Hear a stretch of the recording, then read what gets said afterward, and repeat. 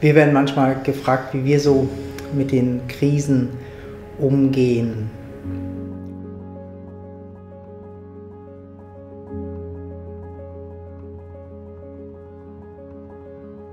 Was bei uns passiert, ist eigentlich, dass wir wie automatisch nach innen schauen.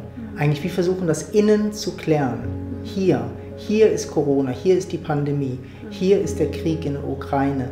Und wenn wir das hier, diese Innenschau machen, ist immer, dass sich das Außen auch ändert. Also energetisch ändert sich das Außen, indem wir hier hinschauen. Und was wir normalerweise, oder der größte Teil der Menschheit macht, wir schauen immer im Außen nach irgendeinem Feindbild. Wer ist jetzt schuld oder für die Krise?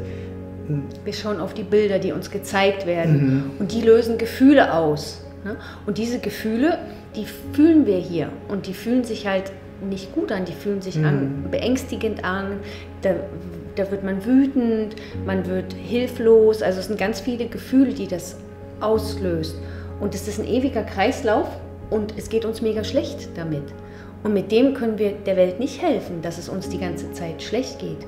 Das heißt nicht, dass wir nicht mitfühlen dürfen mit den Opfern, das ist automatisch da. Aber das Leid, was hier erschaffen wird durch dieses ständige Beschäftigen mit diesen Themen im Außen, das ist eigentlich die Verantwortung von einem selber. Genau. Dieses Leid und der Schmerz, der will die Aufmerksamkeit und will gefühlt und geheilt werden. Und das ist der einzigste Weg, den wir auch jedem eigentlich anraten in so Krisensituationen. Schaut nicht zu sehr nach außen, lasst das Außen euch dazu bringen, nach innen zu schauen und innen nach diesem Frieden zu suchen. Egal, was draußen passiert und so, nehmt das immer wieder nach innen und schaut, was ist gerade bei mir, was für Gefühle sind da, was für Hass und Wut sind da. Und der Frieden, den spüren wir energetisch dann in unserem Körper oder in unseren Beziehungen oder in dem draußen. Und genau das ist eigentlich die Friedensarbeit, die gemacht werden muss. Und ich finde, da gibt es auch immer so ganz viel zu tun. Also es ist manchmal so einfach zu sagen, die müssen sich ändern, ne? Und der muss aufhören und da muss oder der ist schuld. Oder der, ne? Aber wo stehe ich denn für mich nicht ein in meinem Leben? Wo muss ich meine Schritte gehen? Wo muss ich meine Grenzen setzen oder meine Meinung sagen, mich zeigen und wirklich da sein und sagen, stopp, so nicht? Oder ne, so, das ist eigentlich, es ist so einfach, sich ablenken zu lassen von diesen persönlichen Sachen, die wir wirklich alle haben, und wirklich in die Pötte zu kommen. Und wenn du dein Potenzial leben willst, dann musst du dafür gehen.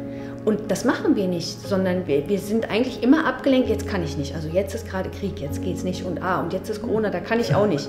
Ja, wann denn? Wann? Und gerade jetzt,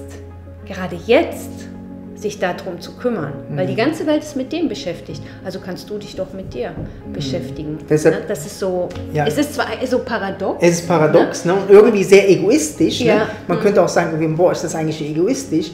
In der Zeit wollt ihr, dass wir uns mit uns beschäftigen. Ne?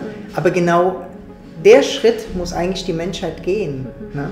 Dann würde auch kein Krieg sein im Außen. Also es ist wie so, wenn wir uns um unsere Sachen nicht kümmern, erschaffen wir immer wieder Mangel. Das ist auch ein Thema vom Fülleretreat. Wir erschaffen Mangel und durch den Mangel entsteht Krieg. Ne? Die ganze Zeit, die ganzen 2 Jahre jetzt mit Corona ist so viel Mangel entstanden. Wir durften nirgends hin, wir durften schon, aber wer hat sich getraut, irgendwas zu machen? Das muss gemacht werden, das muss gemacht werden. Also es ist bei so vielen Menschen so viel Mangel von, das darf man nicht leben, das darf man nicht sagen, das darf man nicht zeigen. Und dieser Mangel erschafft... Und so viel Aggression und Wut halt auch Aggression und Wut aufgebaut worden oder so. Ne?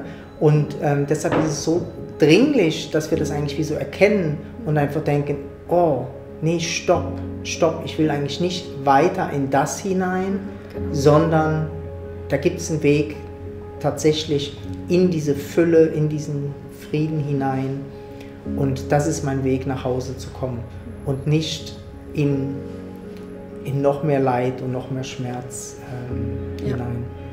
Und das schafft die Liebe und das Mitgefühl, was wir brauchen, dass das sich auflöst in der Welt.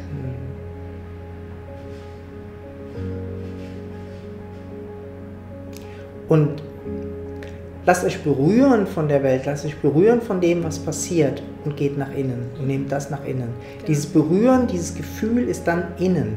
Wenn wir so uns abschotten und sagen, wir müssen einfach halt hier irgendwo sein oder ins Spirituelle abgehen, das ist nicht eigentlich unser Weg, den wir aufzeigen wollen. Ne? Indem wir berührt werden von dem, zeigt es uns das, dass wir nach tiefer gehen können oder so. Also dieses Berührtwerden vom Leben ist mega, mega wichtig. Aber nicht reagieren auf das, also im Außen so zu reagieren und sich wie zu verlieren eigentlich in den Meinungen und den Geschehnissen von dem, was da ist, sondern tatsächlich das zu benutzen und denken, wo ist das im Inneren? Wo wollen die Gefühle mir hinzeigen? Was ist vielleicht noch nicht geheilt? Was ist vielleicht noch nicht zu Hause? Um das geht es beim Fülle-Retreat und in unserer ganzen Arbeit. Und wenn wir hier Frieden schaffen und unsere Schritte gehen im Leben und mehr unser Potenzial entfalten können, berühren wir das Leben.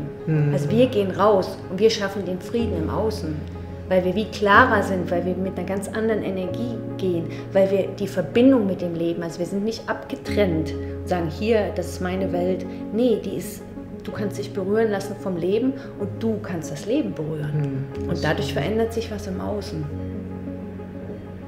Ja. Und das machen wir schon ganz viele Jahre und ja, wir möchten das einfach gerne weitergeben, weil wir merken, wie wichtig das gerade jetzt ist im Moment. Und alle, die sich angesprochen fühlen, das Fülle-Retreat ist vom 7. bis zum 21. 2 Wochen lang ein Online-Retreat.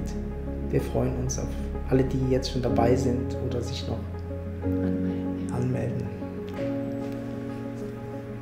Ciao. Tschüss.